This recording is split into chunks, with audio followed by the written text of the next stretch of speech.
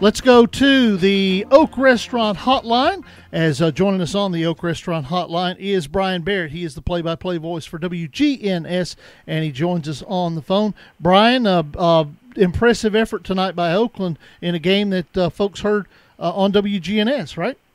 Yeah, it was a dominating effort by the Oakland Patriots tonight. Their best game that I've seen in the last number of years, and obviously they've had a lot of good games this year, being undefeated and such. But tonight, defensively, offensively, I mean, they were just really clicking on all cylinders, and it's a good time of the year to be peaking right now.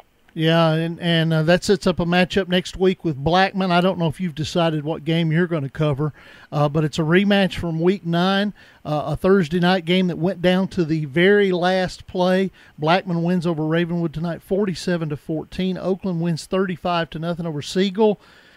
It's a battle of titans, isn't it? It really is. That game was a 9-3 win by Oakland, and it was a tight contest. I've heard a lot of people say, well, you expect more of the same. I think both of those teams are even better than they were back in Week 8. And, Blackman rebounded from that loss, and then the loss the next week to Bowling Green. I think they're playing awfully well right now. Oakland's playing their best football, so I think it's going to be a heck of a game, and the winner is in the semifinals, where we've had a Rutherford County team 20 of the last 21 years. And, you want to get through the game healthy. No matter who wins that game, you want to send the best team and the healthiest team to what is likely to be Maryville. We're talking to Bryan Barrett. He is the play-by-play voice for WGNS. I guess you're going to be doing the Oakland Siegel game next week, right?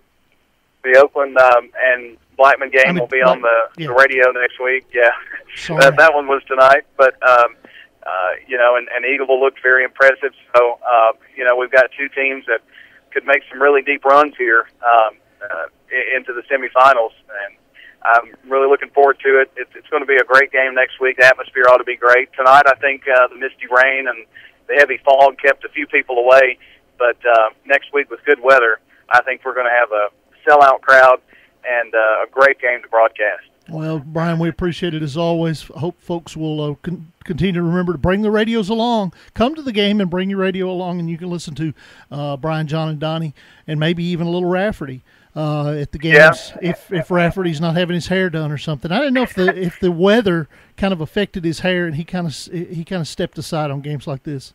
It looked a little frizzy, but I think he'll be able to get enough hair product in next week and be back on the sidelines. And we want to say a lot of folks did bring their radios tonight. Of course, we're on the home side, saw a lot of Oakland fans with their radios, and that's really a fun atmosphere, and says a lot about the fans who are at the game and want to listen to us, and we certainly appreciate it. All right, Bryan, we need to go for our stations on the network. It's a network break. This is Friday Night Thunder.